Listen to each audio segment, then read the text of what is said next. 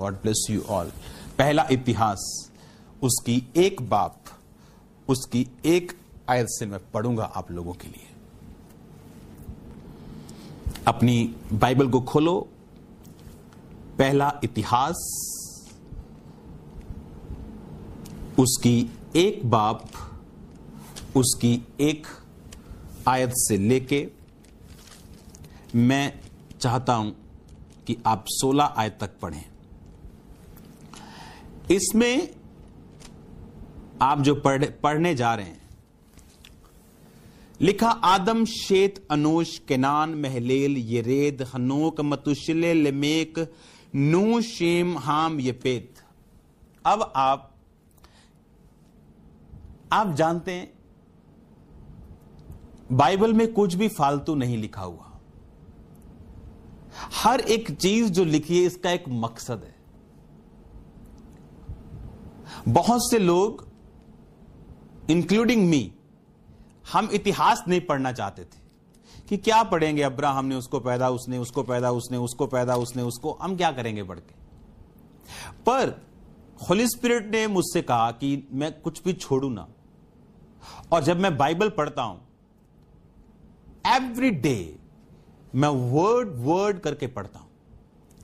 आज का टॉपिक है वैल्यू फॉर गॉड्स थिंग्स। खुदावंद की चीजों के लिए आपका मूल्य क्या है? अब आपकी वैल्यू, आपकी लाइफ इस बात पे निर्भर करती कि आपके हार्ट में खुदावंद की चीजों का मूल्य कितना है। आपकी लाइफ, आपका फ्यूचर, आपके परिवार का भी फ्यूचर इस बात पे निर्भर करता है कि आपके हार्ट में, आपके दिल में खुदावंद की चीजों की वैल्यू कितनी है। जब हम इसे पढ़ते हैं, यपेत के पुत्र गोमेर, मागोग, मादे, यावान, तूबल, मेशेक, तिरास, गमेर के पुत्र अशनकज, दीपक, को तोगर्मा, यावान के पुत्र अलीशा, तरशीश, कित्ती, रोदानी लोग, हाम वंशी। 8 आयत। हाम के पुत्र कूश, मिस्र, पूत, लतान। आप जानते नू के टाइम परमेश्वर ने सारी दुनिया को खत्म कर दिया था और सिर्फ नू बचा, उसके 3 बेटे बचे, उसकी 3 बहुएं बची और उसकी पत्नी बची, और जो जानवर उसने बचाए वो बचे। नू, बाइबल कहती, किसानी करने लगा। उसने दाख की बारी लगाई और वो किसानी करने लगा और एक दिन ज्यादा पी के नंगा लेट गया और कनान के पिता हाम ने उसे नंगा देखा। उसने अपने 2 भाइयों को बताया। जब वो अंदर गए, उन्होंने नंगा देखने के बजाय पीछे मुड़ के ऐसे चद्दर लेके और उसको ढांक दिया। नू उठा, उसे मालूम हुआ उसके साथ क्या हुआ, और उसने कहा कनान को श्रापित किया, यानी अपने हाम को, उसके वंश को श्रापित कर दिया। अगर आप ध्यान से देखें, पहली बार अगर आप देखें तो हाम के पुत्र कूश, मिस्र,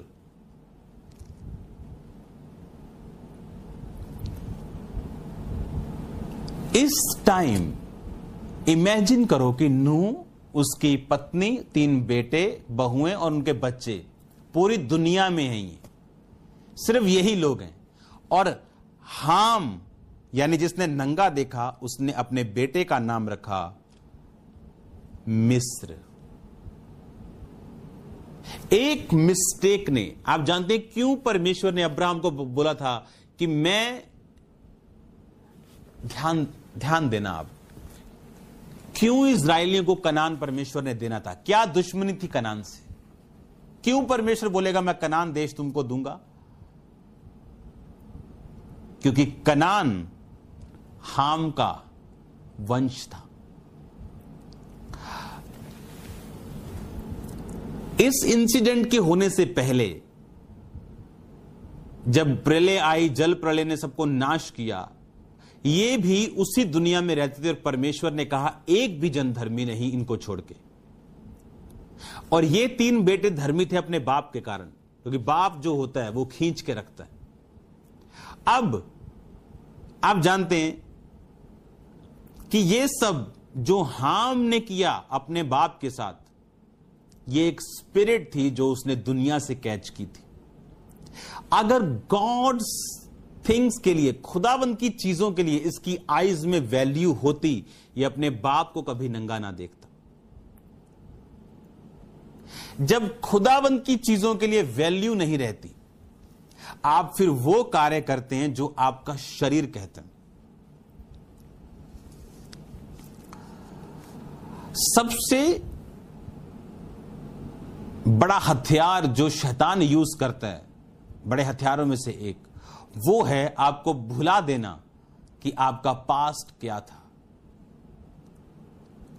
अपने पास्ट को याद करो, आप क्या थे, कहां से निकले।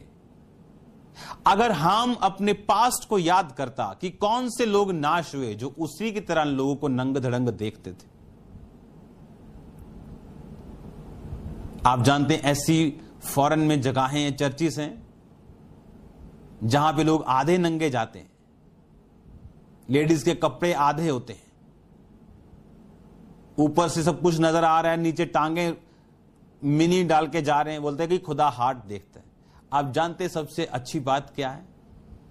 जब भी किसी ने यीशु मसीह का दर्शन देखा, उसने यीशु मसीह को कभी भी उसकी टांगों समेत नंगा कभी नहीं देखा होगा। अगर यूहन्ना ने भी परमेश्वर का दर्शन देखा, उसने कहा प्रभु के दिन में मैं आत्मा में आ गया और मैंने मनुष्य के पुत्र के सदृश एक खुदावंद को देखा, मसीह को देखा। उसके बाल उज्जवल थे, उसकी आंखें ज्वाला के समान थी, पांव पीतल के समान थे, जो पांव तक का एक वस्त्र पहने हुए था। स्वर्ग में भी उसने लिखा वो सिर से लेके पांव, मतलब यहां से लेके पांव तक का वस्त्र पहने हुए थे। लेकिन जब गॉड्स थिंग्स के लिए हमारी वैल्यू खत्म हो जाती, वो हम बिल्कुल अलग ट्रैक पे चले जाते हैं। वो ट्रैक वहां खत्म होता है जहां हम सोच भी नहीं सकते। आप जानते हैं, अगर आप स्टडी करें इन चीजों की, आप अगर स्टडी करें तो बाइबल कहती है जो कनान के देश थे और जहां पे हाम का वंश रहता था, वो अति उत्तम और शांति से भरे हुए देश थे। और उन शांति से भरे हुए देशों में कौन रहता था? पाप का वंश। आज पाप करने वाले लोग, चोरियां करने वाले लोग, हां, पॉर्न इंडस्ट्रीज में काम करने वाले लोग आपको शांत जगहों पे रहते हुए नजर आ सकते हैं। आपको बड़े आनंद और कारों और कोठियों में घूमते नजर आ सकते हैं, पर याद रखो फ्यूचर में वो वहां नहीं होंगे, उनका वंश वहां नहीं होगा। और परमेश्वर ने कहा इस्राएलियों को, मैं तुम्हें कनानी देश दूंगा, मैं यबूसी देश दूंगा। वो कौन थे? इसी के वंश। कहां से आए वो लोग? आखिर तो सब नूह की संतान थी और नूह आदम की संतान में से था। नूह बचा, उसके बच्चे कहां से आए? मिस्री। कहां से आए? कनानी। ये उसी वंश में से आए जिसने पाप किया। आज जब गॉड्स थिंग्स के लिए, खुदावंद की चीजों के लिए वैल्यू नहीं रहती, हम अपने पांव को खुद खिड़की में फंसा लेते हैं। चूहा फंसता है ना, जानवर फंसते हैं। जब वो, अगर आप जंगलों में चले जाओ तो एक पंजा सा होता है जिसमें अगर शेर, छोटी बिल्ली, हिरन कोई पैर रख दे, जंगली सुअर फंस जाता है। उसी तरह हम फंसा लेते हैं अपने आप। जब हमने देखा पास्ट में हम क्या थे, खुदा की सेवा करने के बाद कौन सी ब्लेसिंग्स आई, कौन सी ब्लेसिंग्स उस पे फेथ करने से, उस पे विश्वास करने से, पाप छोड़ने से हमारी जिंदगी में आई। आपको क्या लगता है अगर हम वो पास्ट भूल जाएं? परमेश्वर ने कहा, दाऊद तू अपना पास्ट क्यों भूल गया? तू एक भेड़ चराने वाला एक चरवाहा था। मैं तुझे भेड़ों को चराने से अपने पीछे इस मनसा से बुला लेके आया कि मैं तुझे इज़राइल पर राजा कर दूं, और तू अपना पास्ट क्यों भूल गया? और उसने बैतशेबा के साथ व्यभिचार किया। यह भी बड़ा पाप था। और पाप के ऊपर एक और पाप किया कि उसके पति को लड़ाई में मरवा दिया। और परमेश्वर ने कहा, तूने व्यभिचार किया और तलवार चलाई, अब तेरे घर में व्यभिचार होगा और तलवार चलेगी। और उसकी अपनी बेटी को उसके अपने सौतेले बेटे ने भ्रष्ट कर दिया और वहां से तलवार चलनी शुरू हुई। वहां से उस परिवार का कत्ल करना शुरू किया और दाऊद बड़े ट्रबल में फंसा। उसको पाप मारा, पाप ने मारा, उसको दुनिया नहीं मार पाई, उसको राजा नहीं मार पाए, बड़े बड़े कहंदे को आंदे के पंजाबी जी कहते बहुत पहुंचे हुए राजा, वो उसको नहीं मार पाए। दाऊद को उसके अपने पाप ने खत्म कर दिया, खुदावंद ने रिस्टोर किया उसे, लेकिन ये उसके लिए एक बड़ी सीख थी। अगर जब वैल्यू खत्म होती है, गॉड्स थिंग, जो खुदावंद की चीजें हमारी लाइफ में, जब उनकी वैल्यू हमारी लाइफ में नहीं होती, हम खुद फंसते हैं। याद रखो, शैतान का रोल कुछ भी नहीं, 1% भी नहीं, 1% से भी 1% लगा लो जो रोल आपका आपकी लाइफ में। इमेजिन करो, आपका बेस्ट फ्रेंड, उसका एक ही काम है कि वो सुपर मॉडल बनना चाहता है, उसका एक ही काम है कि वो फलानी इंडस्ट्री में जाना चाहता है। सोचो, अगर आप उसके बेस्ट फ्रेंड है, कैसी इंपार्टेशन वो आपकी लाइफ में करेगा, क्या वो आपके दिमाग में डालेगा। एक रॉन्ग बात जो उसके मुंह से निकले और आपको मालूम ना हो रॉन्ग है और आपकी लाइफ को इफेक्ट कर जाए, आप खुदावंद के साथ ट्रैक से हट जाएंगे। अगर खुदावंद की चीजों के लिए आपके हार्ट में वैल्यू है, अगर आपके दिल में खुदावंद की चीजों के लिए वैल्यू है, अगर आपका हार्ट उन वैल्यूज को देखते हैं, तो आप ऐसे फ्रेंड्स को अपनी लाइफ में नहीं रख पाएंगे जो पैशनेट हो संसार के लिए, क्योंकि कभी ना कभी या तो आप उसे बदलेंगे या वो आपको बदल देगा। मेक श्योर, मैं आपको अब अगर वैल्यू की बात है, खुदाबंद के वर्ड की, उसकी चीजों की, उसके बनाए सिस्टम की, मेरे दिल में क्या वैल्यू। आप इमेजिन करो, एक बार उसने अपने बाप को नंगा देखा और सदा की दुश्मनी दुनिया में पड़ गई। मिस्र हाम का बेटा था, कनान हाम का बेटा था,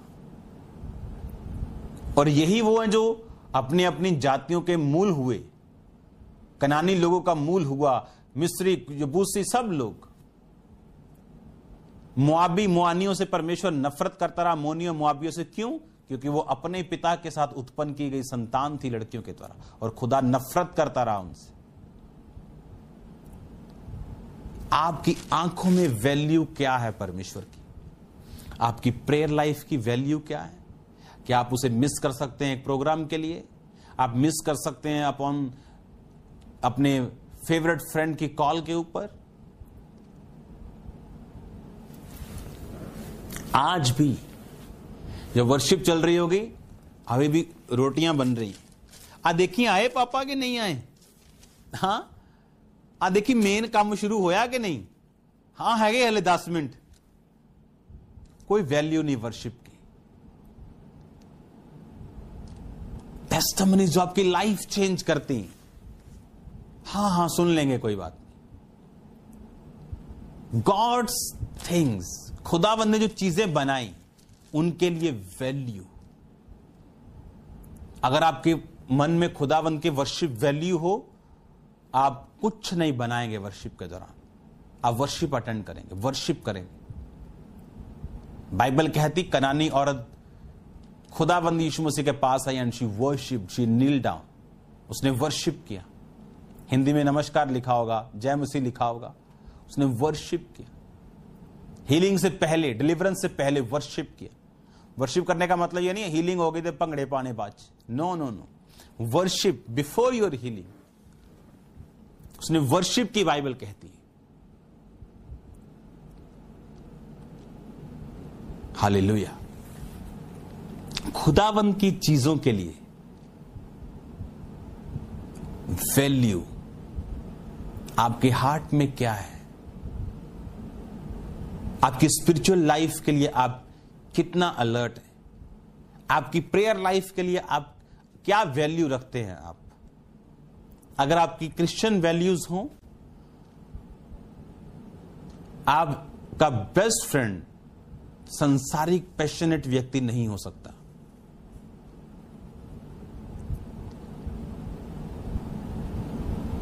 वो आपको कुछ नहीं देगा, क्योंकि जो उसके पास है वो वही देगा।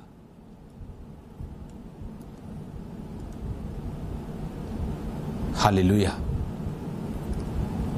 वैल्यू फॉर गॉड्स थिंग्स, कि प्रभु की चीजों के लिए आपकी लाइफ में क्या, आपका क्या मूल्य है। एक चीज उसने गलत की, उसका फ्यूचर, उसके बच्चों का, उसके परिवार का उसने बिगाड़ दिया। आप नहीं जानते एक व्यभिचार, एक चोरी कहां तक जाती, किधर तक पहुंचती। मैं तो इस दुनिया की बात कर रहा हूं और आपका दिल कांप रहा है कि उसके बच्चे सफर करे, उसके पोतों ने सफर किया उसकी गलती के कारण। इमेजिन, जो अब मैं आपको पढ़ाऊंगा,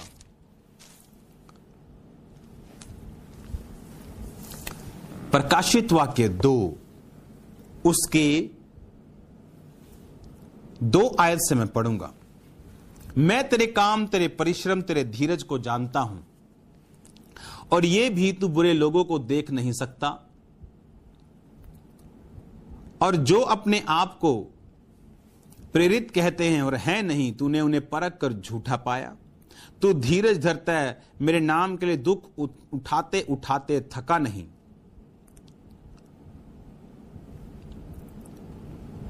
पर मुझे तेरे विरुद्ध यह कहना है कि मेरे नाम के लिए तूने पहला सा प्रेम छोड़ दिया है। पर मुझे तेरे विरुद्ध यह कहना है कि तूने पहला सा प्रेम अपना छोड़ दिया है। स्मरण कर तू कहां से गिरा और मन फिरा, और पहले के समान काम कर। यदि तू मन ना फिराएगा तो मैं आकर तेरे दीवट को तेरे स्थान से हटा दूंगा। पर हां, तुझ में यह बात तो है कि तू निकुलाइयों के कामों से घृणा करता, जिनसे मैं भी घृणा करता हूं। जिसके कान हो वो सुन ले, आत्मा कलीसियाओं से क्या कहता है। जो जय पाए उसे मैं जीवन के पेड़ में से, जो परमेश्वर के स्वर्ग लोक में है, फल खाने को दूंगा। इसमें लिखा कि स्मरण कर तेरा पास्ट क्या है, स्मरण कर तू कहां गिरा, कहां तुझसे मिस्टेक हुई, और पहले के समान कार्य कर। तूने पहला सा प्रेम छोड़ दिया। जो अपने आप को दास कहते हैं, अपने आप को विश्वासी कहते हैं, प्रेरित कहते हैं, प्रोफेट्स कहते हैं, उसने कहा कुछ कुछ तुझ में अच्छा भी है, पर उसने कहा जो जय पाए उसको जीवन के पेड़ में से मैं खाने के लिए दूंगा। अब मैं चाहता हूं आप 14 आयत पढ़ें। पर मुझे तेरे विरुद्ध कुछ बातें कहनी है। यहां कुछ ऐसे हैं जो बिलाम की शिक्षा को मानते, जिसने बालाक को, अब ये पीर गमुन की कलीसिया को परमेश्वर कहता है, जिसने इजराइलियों के आगे ठोकर का कारण रखना सिखाया, और वे मूर्तियों पर चढ़ाई हुई वस्तुएं खाएं और व्यभिचार करें। 16 आयत, अतः मन फिरा नहीं तो शीघ्र ही आकर अपने मुख की तलवार से मैं उनके साथ लड़ूंगा। जिनके कान हो वो सुन ले, आत्मा कलीसियाओं से क्या कहता है। जो जय पाए उसको मैं गुप्त मन्ना में से दूंगा, उसे एक श्वेत पत्थर दूंगा, उस पत्थर पर उसका नाम लिखा हुआ होगा, जिसे पाने वाले के सिवाय कोई भी ना जानेगा। अब 18 आयत, थुआतीरा की कलीसिया के दूत को ये लिख, परमेश्वर का पुत्र जिसकी आंखें आग की ज्वाला के समान और जिसके पांव उत्तम पीतल के समान है, वह ये कहता है कि मैं तेरे कामों, तेरे प्रेम, विश्वास, सेवा, धीरज को जानता हूं, ये भी कि तेरे पिछले काम पहलों से बढ़के हैं, परंतु मैंने तेरे विरुद्ध मुझे ये कहना है कि तू इस स्त्री इजाबेल को रहने देता है, जो अपने आप को भविष्यद्वक्तन कहती है, मेरे दासों को व्यभिचार करने और मूर्तियों के आगे चढ़ाई हुई वस्तुएं खाना सिखलाकर भरमाती है। अब मैंने उसे मन फिराने का अवसर दिया और वे अपने व्यभिचार से मन फिराना नहीं चाहते। देख, मैं उसे रोग शैया पर डालता हूं। जो उसके साथ व्यभिचार करते हैं वो मन अगर ना फिराएंगे, मैं उन्हें बड़े क्लेश में डालूंगा। अब 26 आयत, जो जय पाए और मेरे कामों के अनुसार अंत तक करता रहे, मैं उसे जाति जाति के लोगों पर अधिकार दूंगा। वह लोहे का राजदंड लिए उन पर राज्य करेगा। जिस प्रकार कुम्हार के मिट्टी के बर्तन चकनाचूर हो जाते हैं, मैंने भी ऐसा ही अधिकार अपने पिता से पाया है। मैं उसे भोर का तारा दूंगा। अब मैं ये चाहता हूं 3 बाप उसकी 5 आयत सिर्फ पढ़ेंगे। जो जय पाए उसे इसी प्रकार श्वेत वस्त्र पहनाया जाएगा, मैं उसका नाम जीवन की पुस्तक में किसी रीति से ना काटूंगा, मैं उसका नाम पिता और स्वर्गदूतों के सामने मान लूंगा। अब मैं ये चाहता हूं आप इसकी 12 आयत पढ़ें। जो जय पाए मैं उसे परमेश्वर के मंदिर में एक खंबा बनाऊंगा, वह कभी बाहर ना निकलेगा, और मैं अपने परमेश्वर का नाम और अपने परमेश्वर के नगर अर्थात नए यरूशलेम का नाम जो मेरे परमेश्वर के पास से स्वर्ग पर से उतरने वाला है, अपना नया नाम उस पर लिखूंगा। 21 आयत। जो जय पाए मैं उसे अपने साथ अपने सिंहासन पर बिठाऊंगा, जैसा मैं भी जय पाकर अपने पिता के साथ उसके सिंहासन पर बैठ गया। मेरा यह बिलीव है कि इन ब्लेसिंग्स को जो मैंने आपके लिए पढ़ी, आप किसी कीमत पर इसे मिस नहीं करना चाहेंगे। उसने कहा, मैंने आपको धरती की बातें बताई कि एक सिन किस तरह उसके पूरे वंश को श्राप में ले गया, दुखों में ले गया, मौत में ले गया। एक रॉन्ग एसोसिएशन, एक रॉन्ग थिंग, सिर्फ अपने बाप को उसने नंगा देखा, वंशों तक चला गया।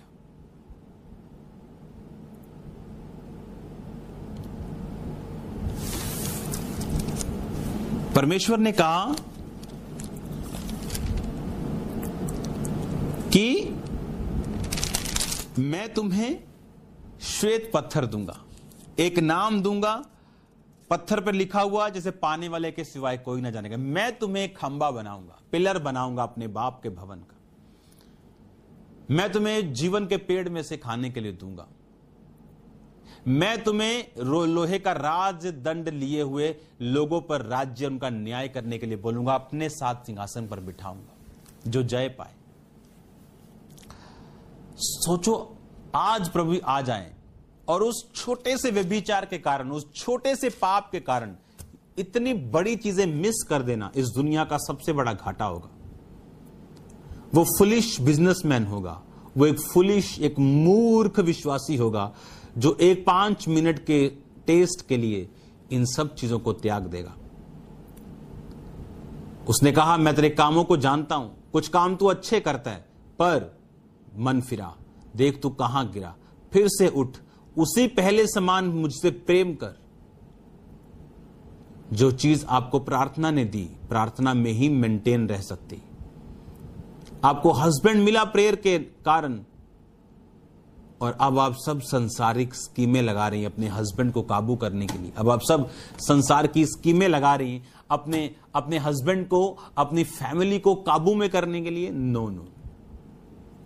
जो चीज आपको प्रेयर ने दी, आपको प्रेयर ही उसको मेंटेन कर सकती है। जो चीज आपको प्रार्थना ने दी है, प्रार्थना उसको मेंटेन कर सकती है। लेकिन हमारी लाइफ में क्या वैल्यू है? और वैल्यू बनती जब हम वर्ड की रेवलेशन में जाते हैं कि खुदावंद मुझे एक व्हाइट पत्थर देगा, उस पर एक नाम होगा जो मेरे सिवा और कोई ना जानेगा। एक पर्सनल रेवलेशन होगी, खुदा के सिंहासन के साथ मैं उसके ऊपर बिठाया जाऊंगा, लोहे का राजदंडी लोगों का न्याय करूंगा। अगर मैं अपना पहला प्रेम ना छोड़ूं, अगर मैं गुनगुना ना हूं, उसने कहा तू ना गर्म ना ठंडा, गुनगुना है, मैं तुझे अपने मुंह से उगलने पे हूं। तू व्यभिचार करने के लिए जाता है, मैं तुझे अवसर दूंगा, तुझे तेरी ताड़ना करूंगा। अगर तू ना माना, रोग शैया पर डालूंगा। तेरे साथ जो व्यभिचार करते हैं उनको क्लेश में डालूंगा, उनके घरों में क्लेश होगा। Value for God's things. क्या वैल्यू है आपकी निगाह में परमेश्वर की चीजों के लिए? क्या वैल्यू है? हालेलुया। आज आपकी लाइफ में प्रेयर की वैल्यू है? अगर आज आपके पास 20 लाख रुपया और आपने 15 लाख का घर लेना है, मुझे पता है फिर आप प्रेयर नहीं करोगे, आप सिर्फ घर लोगे। लेकिन अगर आप गॉड्स थिंग्स, अगर आप खुदावंद की वैल्यू को समझते हैं, आप फिर भी प्रेयर करेंगे, खुदावंद मैं उसमें जाऊं या ना जाऊं। क्योंकि आप परमेश्वर की इच्छा को समझना, आपकी लाइफ में वैल्यू है खुदावंद के लिए। अगर आपकी लाइफ में वैल्यू नहीं, आप कहीं भी जाएंगे, कुछ भी खाएंगे, कहीं भी प्रसाद खाएंगे, कहीं भी चले जाएंगे एक स्मारक के तौर पे देखने के लिए, आपकी लाइफ में आप खुदावंद की वैल्यू को नहीं समझते। खुदावंद की चीजों के लिए आपके पास कोई वैल्यू नहीं। आपकी लाइफ ऐसी होगी जैसे आम लोगों की है, बस फर्क ये होगा आप अपने आप को क्रिश्चियन बोलेंगे और वो कुछ और बोलेंगे। एक बच्चा कह रहा है मैं ये चीज नहीं खाऊंगा जो बाइबल में वर्जित है, मुझे साग पात खिला, मेरा चेहरा फिर भी चमकेगा, मुझे विश्वास है, मैं प्रार्थना करूंगा। और लिखा दानियेल उसके साथियों का चेहरे दूसरे चेहरों से अधिक चमकदार थे सिर्फ साग पात खाने से, और जो सब खा रहे थे उनके चेहरे उनके समान नहीं थे। वैल्यू, वो चाहे प्राण देने तक, प्राण के लिए क्यों ना हो, वैल्यू फॉर गॉड्स थिंग्स। अगर आप क्या समझते हैं, अगर आप खुदावंद के लिए वैल्यू रखेंगे अपनी लाइफ में, आपकी लाइफ कैसी होगी, आपका परिवार कैसा ब्लेस्ड होगा, आपकी सेवकाई कैसी ब्लेस्ड होगी। अगर आप वैल्यू समझेंगे और वैल्यू रखेंगे खुदावंद की चीजों के लिए, तो खुदा भी आपको वैसा अजर वापिस करेगा। अगर पहाड़ियों पे आवाज गाली निकालोगे तो गाली वापिस आएगी, अगर हालेलुया बोलेंगे तो हालेलुया वापिस आएगा। अगर यहोवा की स्तुति करेंगे, वैल्यू रखेंगे, वही चीज परमेश्वर आपको वापिस करेगा। खुदावंद ने कहा कनानी लोगों के पास ये शांति नहीं रहनी चाहिए, और उसने कहा मैं इस्राएलियों को ये शांति दूंगा। हालेलुया। आपको परमेश्वर के सिस्टम को समझना है। ऐसे लोग हैं चाहे आज वो 20,000 कमा लें तो भी कर्जे में, 30 कमा लें तो भी कर्जे में, 40 कमा लें तो भी कर्जे में, क्योंकि गॉड्स थिंग्स, खुदावंद की चीजों की वैल्यू नहीं। आज अगर मेरे परिवार में पैसा आए, पहले उसका टाइथ का हिसाब होता है, फिर उसमें से ऑफरिंग्स निकलती हैं, फिर उसमें से हदिया निकलता है, और फिर वो पैसा यूज होता है। आप जानते हैं कि मीठे फल, संतरा, सेब, मोस्टली फल, उनके बीज कड़वे क्यों है मालूम? आप संतरे का बीज नहीं, आप मौसमी का बीज नहीं खा, एक बीज आपके जूस में चला जाए, जूस कड़वा कर देता हूं, क्योंकि बीज खाने के लिए नहीं बना। बीज कड़वा कैसे? एक मीठा फल, उसका बीज कड़वा कैसे हो सकता है? उसका बीज तो मीठा होना चाहिए। लेकिन परमेश्वर ने ऐसे बनाया कुछ बीजों को, ये मैसेज देने के लिए कि बीज खाना नहीं। अगर बीज भी मीठा हो संतरे की तरह, मैं आपको दावा करता हूं लोग बीज छोड़ेंगे नहीं, खा जाएंगे वो। और अगर बीज खाने शुरू कर दिए और फल नहीं आ सकते, और एक दिन अगर वो पेड़ मर गया तो नया पेड़ लगाना बीज के साथ ही पॉसिबल। आज जो कड़वा आता है लोग थूक देते हैं, और वही बीज फल लेके आता है।